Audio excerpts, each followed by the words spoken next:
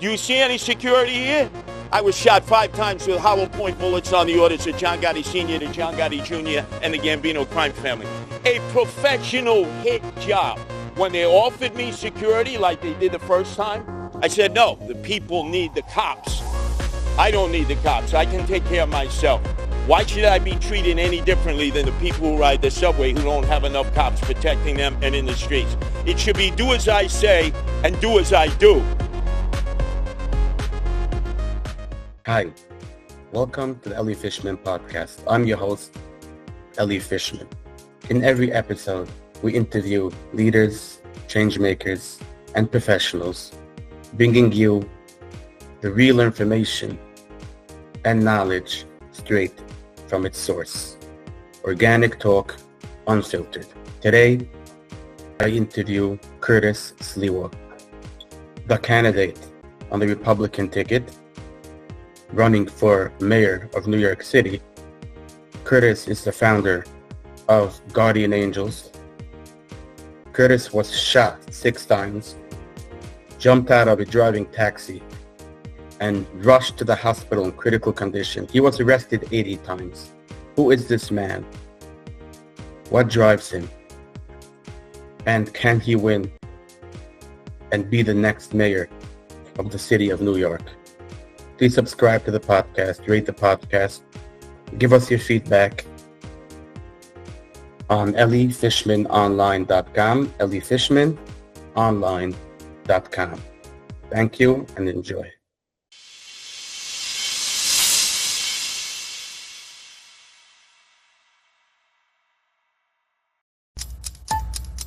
You're listening to the Ellie Fishman podcast. Okay, Curtis, thank you so much for coming on. I know how busy you are these days. You don't waste a minute campaigning. So I really appreciate your time. I don't want to waste any of it, so I'll get right to it. I want to get to know you a bit better than just on the surface. I know a lot of people know you as this New York icon, Red Beret. You know, there's Statue of Liberty, there's the Empire State Building, Chrysler Building, and Curtis Sliwa. But I want to get you to know a drop deeper than that. What's your comfort food, Curtis? Sometimes the food we turn to isn't just about taste. It reminds us of a time, place, or a moment where we felt safe, happy. Does your comfort food carry a story or memory like that for you? Sure.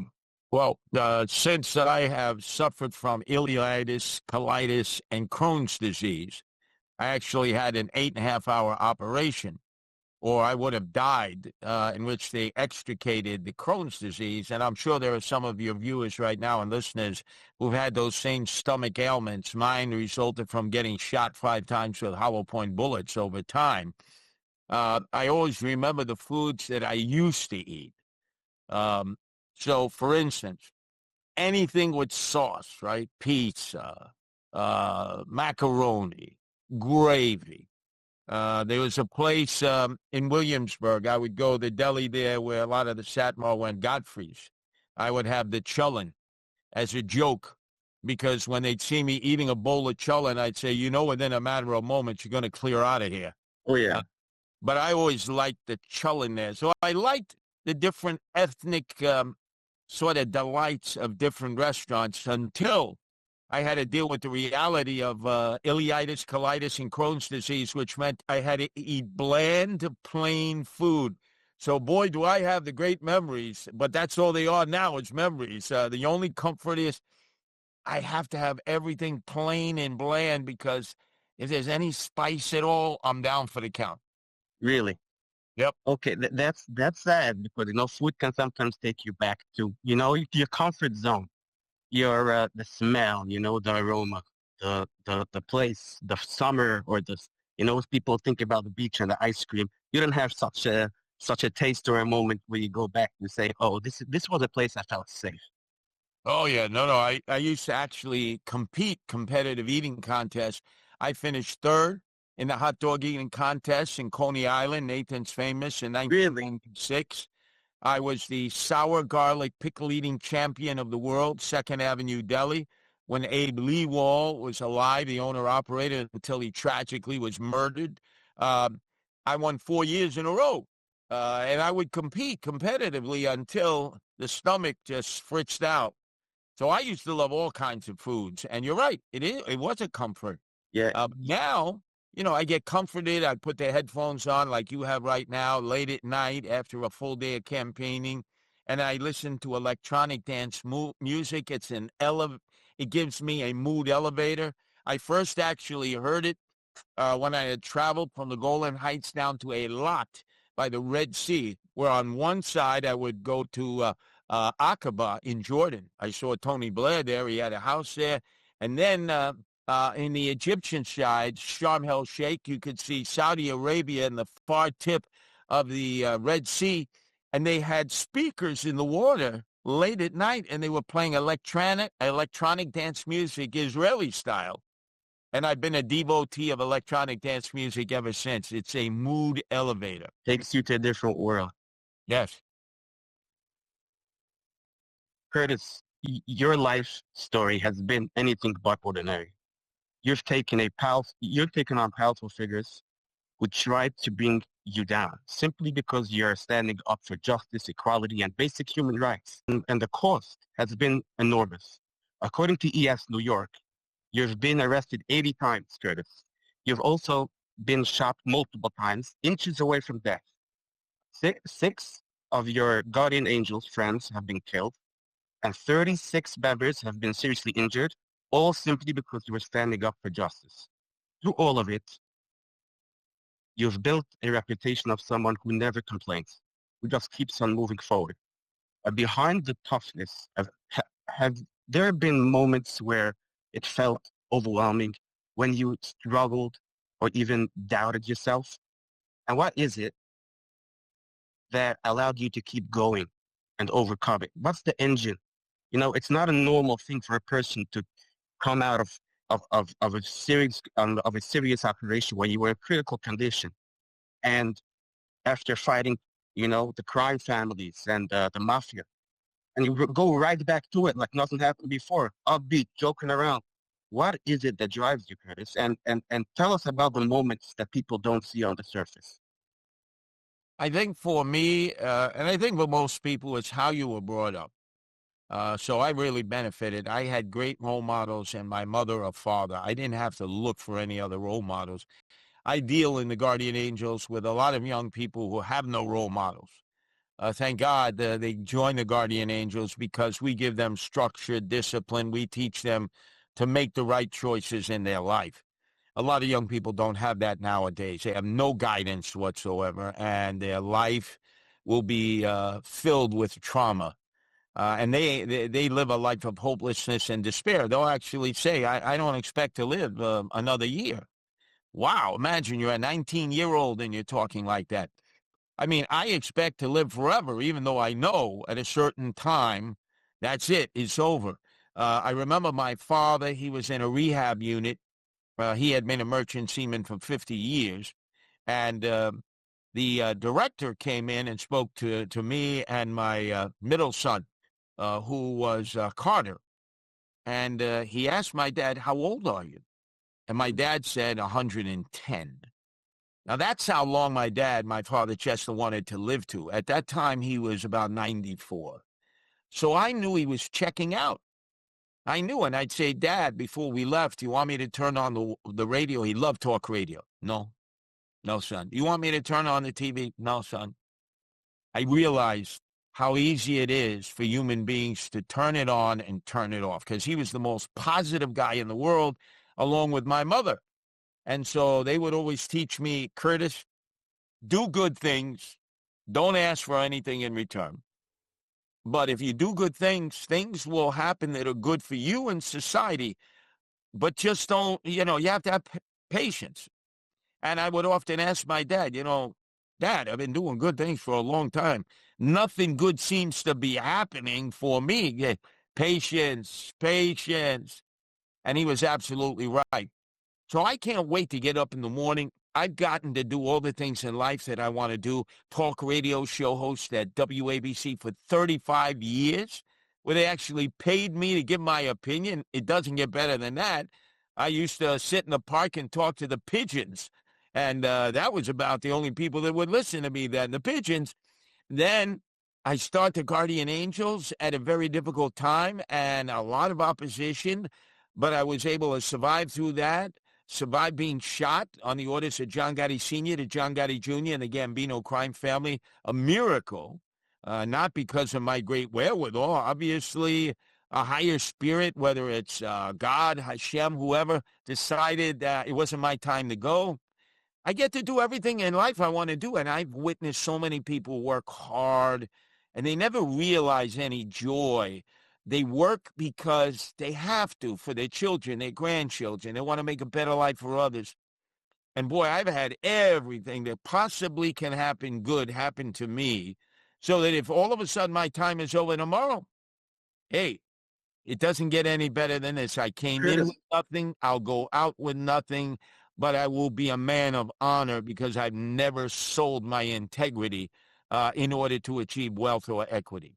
It's amazing. You see, the way you're talking now is mysterious. It's not a typical thing the way regular human beings would behave after what you went through, right? You've had cancer in the past.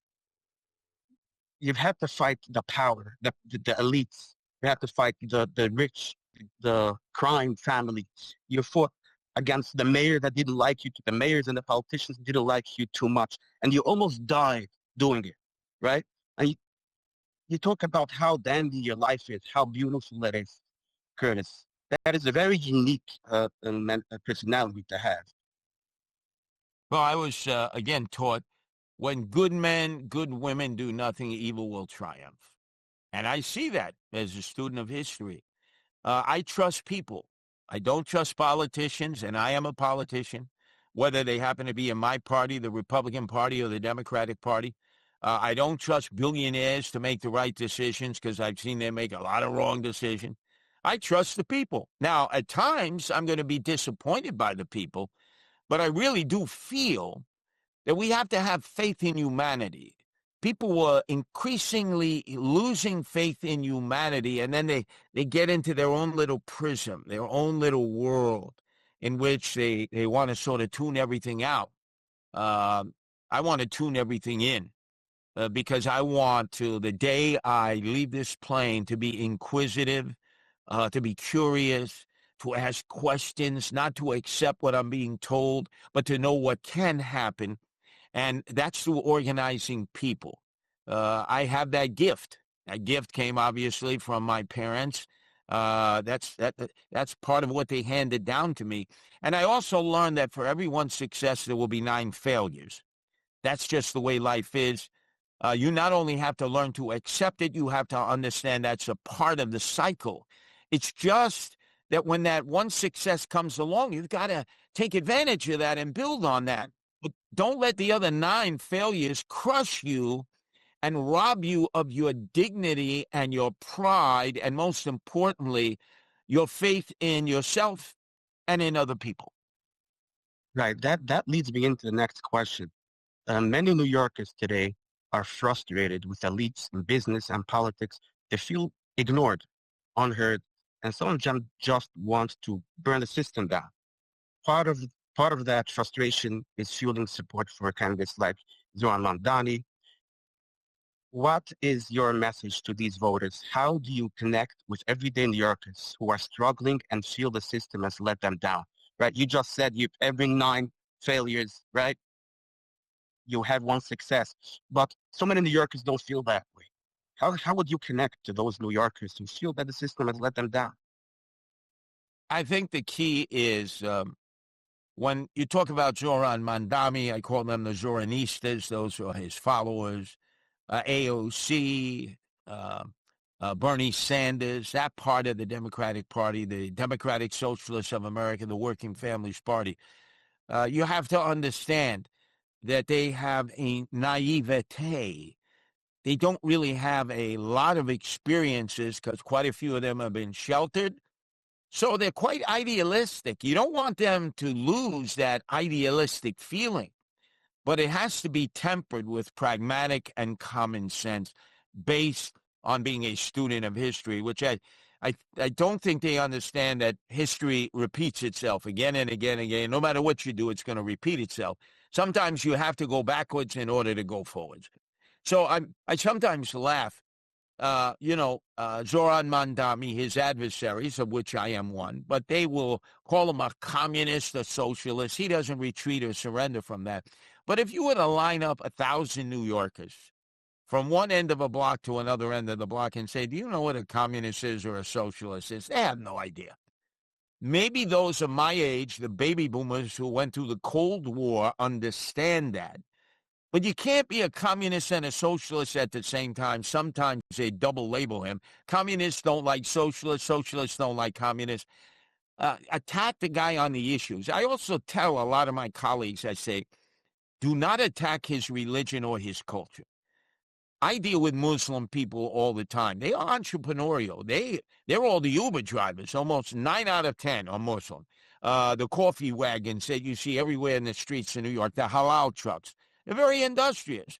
They're capitalists.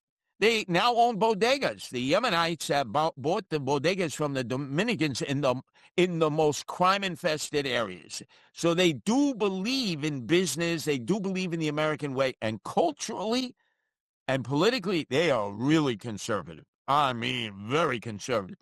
So a lot of people will say, well, why are they supporting Zoran Mandami, who is in favor of drag queens, transgenders, drag queening, reading hour, and all the things that if an observant Muslim were to hear, they would say, oh, my God, that's offensive. But because on the outside, especially from my party, Republicans around the country, I remember they said, why is he eating with his hands?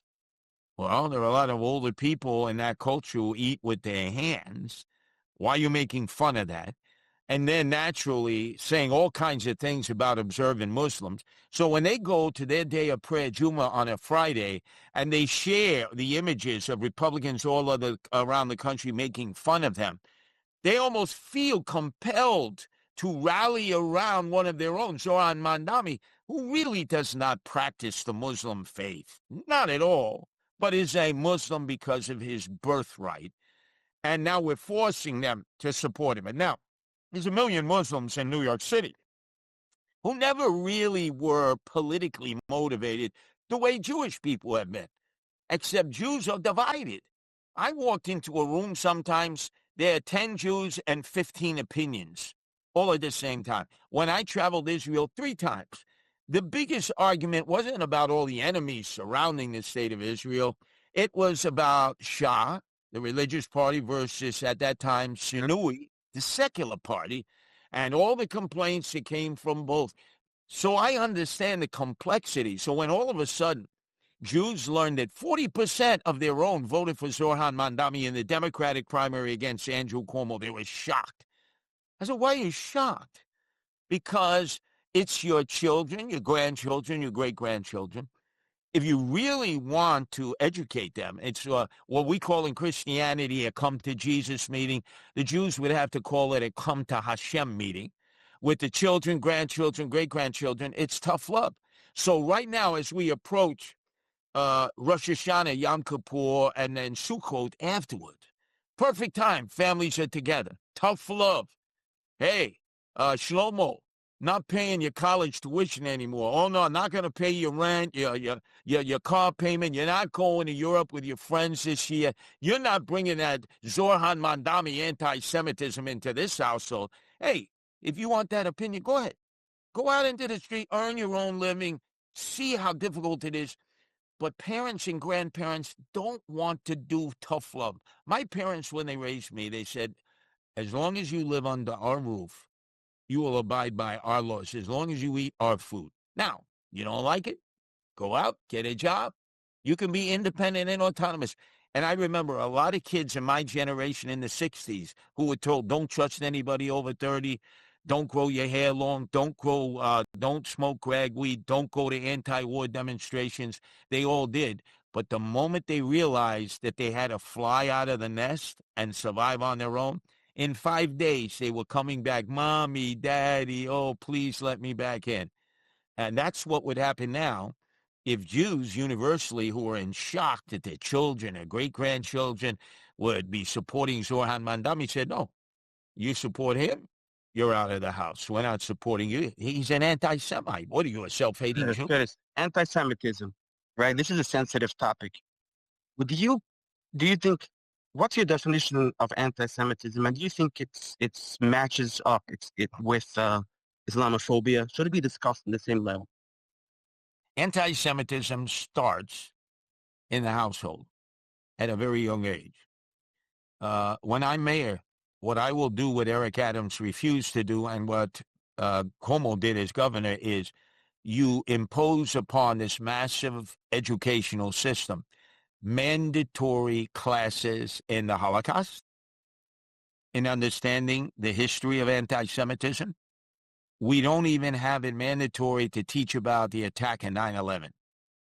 There were children who have no idea about the attack that took place on the World Trade Center.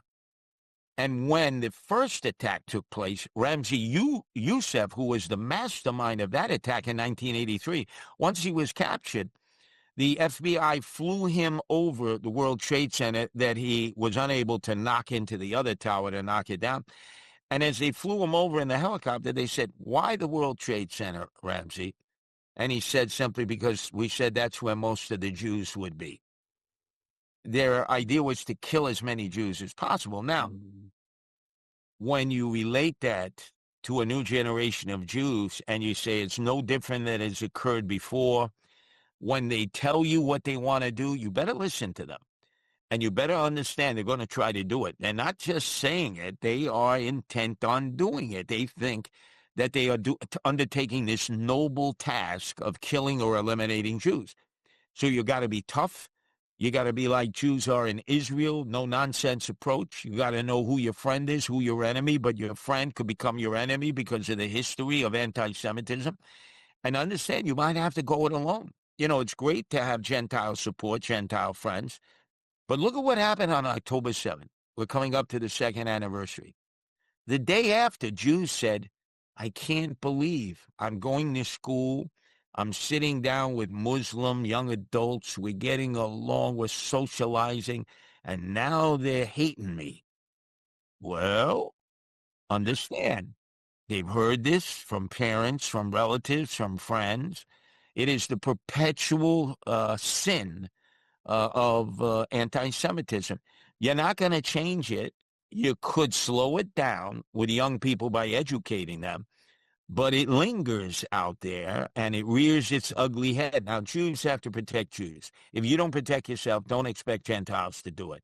It's nice to know there are some righteous Gentiles out there that will do anything to help Jews, but most will not. Jews are such a small number that, we have to have help outside the community. But you're right, we got to stay calm. And it starts with education, like you said. Very important. Let's do a quick rapid fire round. For each of your opponents, Curtis, you'll have 10 seconds to tell us why they should not be the next mayor. Let's start with Cuomo. Cuomo, he had his chance. He killed 15,000 elderly people because of his executive order during the lockdown and pandemic and never apologized. Mandani. Zohran Mandami has proven he is an enemy of Western values, Western civilization, and Jews in general. Would you be willing to step into the ring and have a match with Zohran Mamdani if all the money goes to charity? And who do you think will win? Well, I think probably the appropriate thing would be weightlifting. He has a problem lifting a paperweight. I think with one hand tied behind my back, I can beat him in weightlifting, and no harm will come his way. You're definitely much tougher, Curtis. Yes. And Curtis, your favorite kosher pizza? I got to be honest with you. My first slice of kosher pizza, I was 8 years old, and I was on Church Avenue in the Flatbush section of Brooklyn, and I swore I would never have kosher pizza in my life, that there's something different about the cheese. And then I forget, It started with an A. There's a very famous pizzeria on 13th Avenue in Borough Park. And they convinced me to try a slice. They said, it's much better nowadays. And it was magnificent. So I don't know what happened to the cheese, but I, as somebody raised Italian on my mother's side, Polish on my father's side, the cheese, the fromage is everything. And that slice of pizza, that kosher slice of pizza was the equivalent of the Italian pizzeria. Oh, nice. Do you think Mamdani would know which kosher pizza he likes? I've never seen Mamdani. I've seen you on 13th Avenue, walking down 13th Avenue. I've never seen Mamdani walking down 13th Avenue yet. No, but he would say, look, like my fellow Jewish supporters, of which he has, especially in Park Slope, Brooklyn Heights, those communities, he will sit down and have a hummus summit with them. And he will say, I eat hummus, they eat hummus. We're brothers and sisters in solidarity. Now, ironically, his key leaders who got him the victory in the primary were predominantly young Jews. They're not Orthodox, they're not Hasidic, they're not conservative, Reformed, or maybe not practicing. But they are Jews by birth. I noticed, though, that now that he won the primary, they brought in a lot of people from the National Democratic Party. I don't know what their religious affiliation is. The Jews who were helping him have not left his campaign. They've just been reassigned, because I think he's trying to homogenize himself, mainstream himself, because he knows that there are a lot of people who feel when it comes to crime, quality of life, hiring cops, he's not ready for prime time, which he's not. That's his vulnerabilities. The charge of anti-Semitism, guess what? Cuomo spent $30 million in PAC money to try to put a dent in him. You see, there are people on the far right and the far left who are anti-Semites, so that's like music to their ears. Right.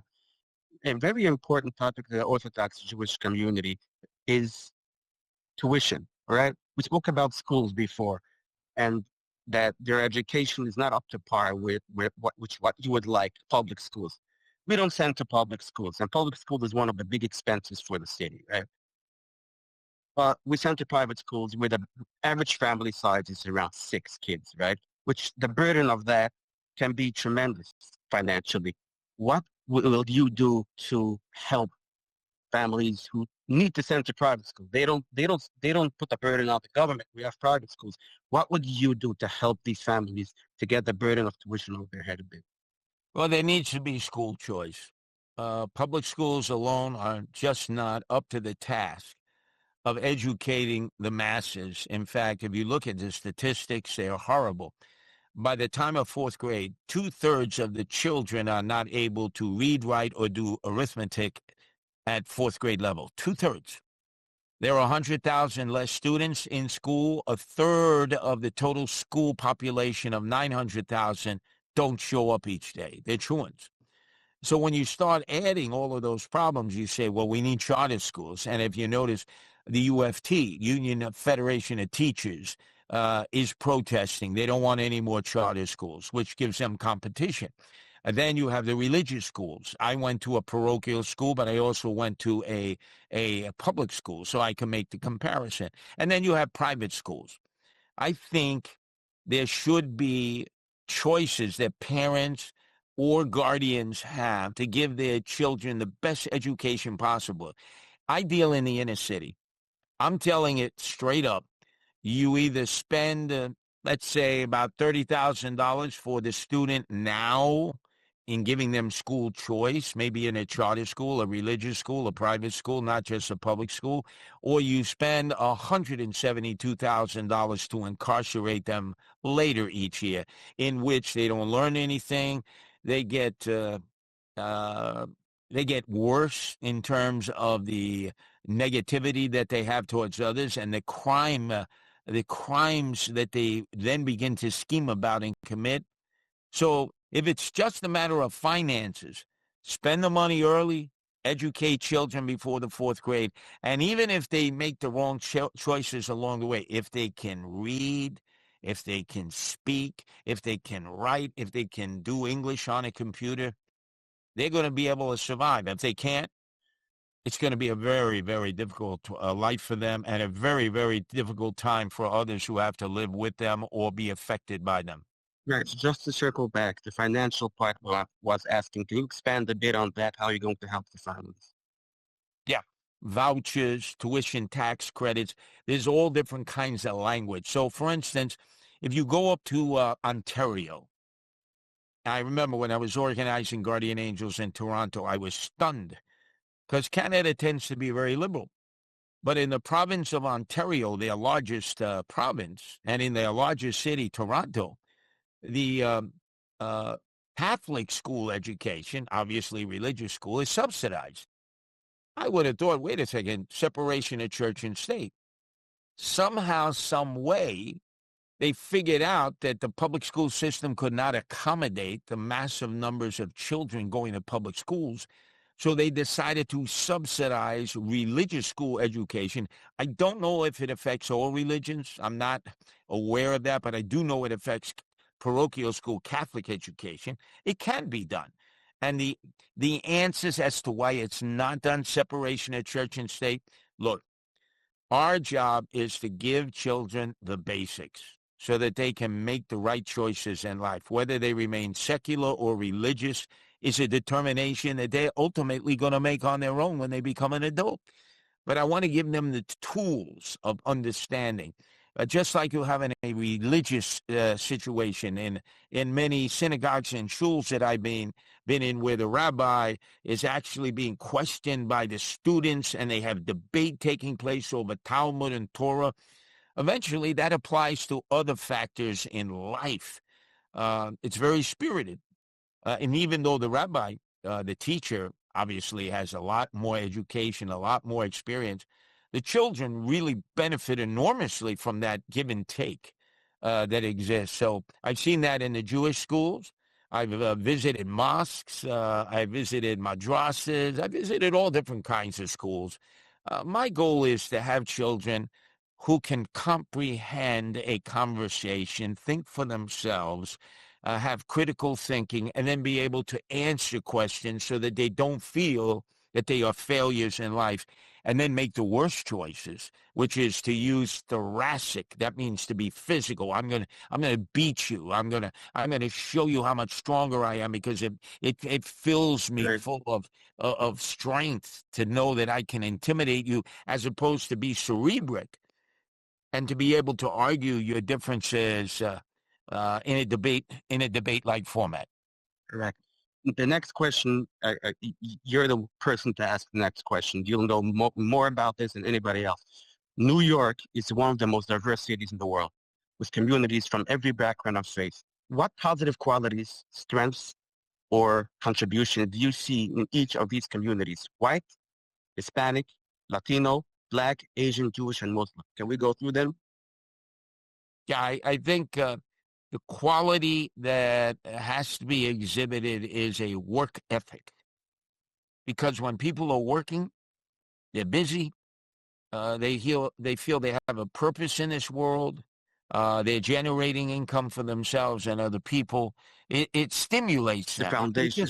Right. Let's do Hispanic and Latino. What do you enjoy? What do you think they bring to the society? What qualities? Latinos, it is their family life, very committed to family, and very committed to law and order.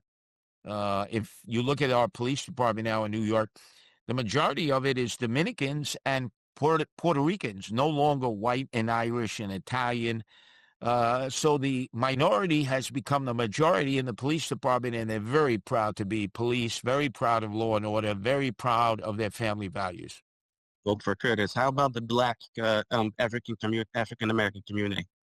African Americans, they understand that their history has been fraught with setback after setback, slavery, impoverishment, being indigent.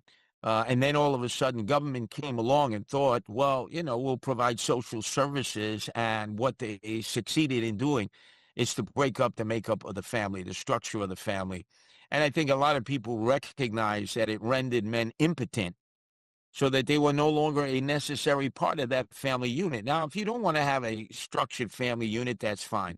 But I think there are quite a few men in the African American community who have been marginalized to the point where they're not thought of as being the mentors, the leaders, those Man, that can influence, especially young men.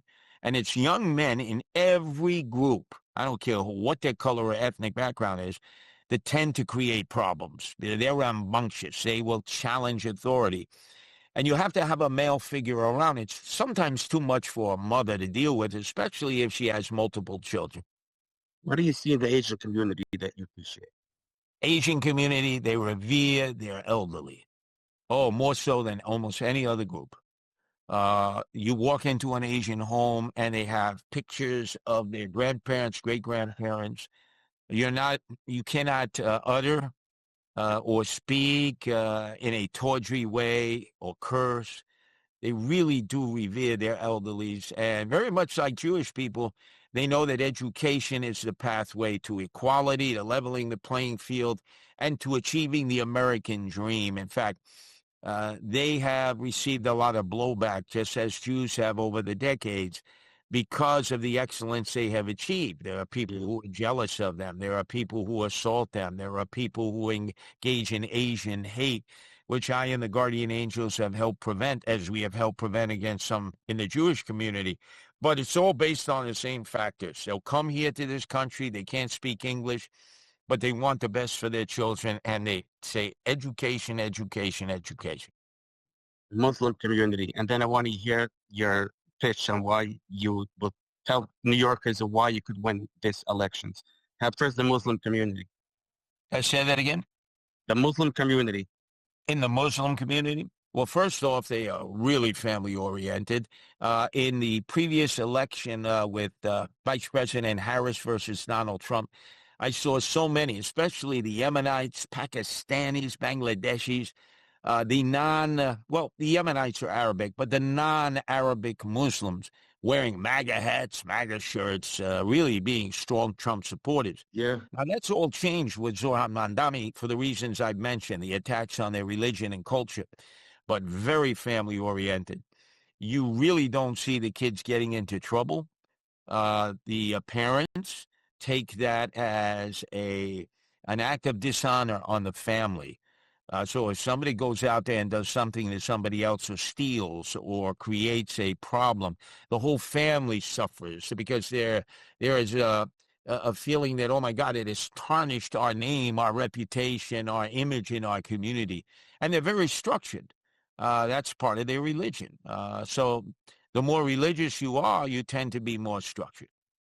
Curtis, why should people vote for you? And look at the polls. People ask, it doesn't look like he could win. People love you. Everybody loves you. Curtis, I walk on the street, I ask people love Curtis Sliwa. But look at the polls. He's not. Why? Tell us, Curtis, why should people vote for you? And could you win this? Well, it's interesting. They'll say, well, you're not second in the polls. You're third behind Cuomo.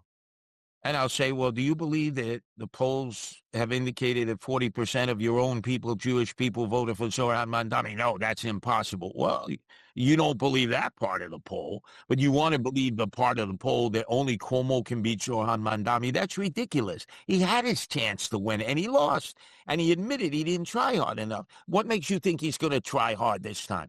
Whereas I am out in the streets, I am out in the subways. No candidate rides the subways every day. There's 6 million different people riding subways and buses, and they all have their own opinion. It's like having a focus group. Plus, I start out with 28% of the vote from my last election. And then I have independents. So out of all the groups, the independents are most supportive of me. They're 2.5 times the number of registered voters and Republicans. I have some moderate Democrats, and I have animal lovers because I have the first ever independent line that is protect animals. Amazing. It calls for shelters, no-kill shelters, and put animal abusers in jail. And there are a lot of women that are in favor of that. So you start adding up the numbers.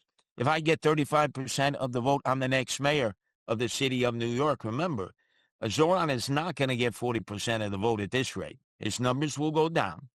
I believe mine will go up because I have favorable ratings. As you mentioned, everybody loves Curtis. Nobody says anything negative about Curtis. And ultimately, as this election gets dirtier and dirtier, and just in terms of the negativity, you're going to see people are going to say, I don't like all this negativity. But this guy, Curtis, has been here forever, and he is the most consistent one. He's consistent Curtis. The polls say I have the biggest character rating. People trust me the most. They say I'm the most honest. When have you ever heard anybody claim that a politician is honest? So I have a lot of positives to work off of it.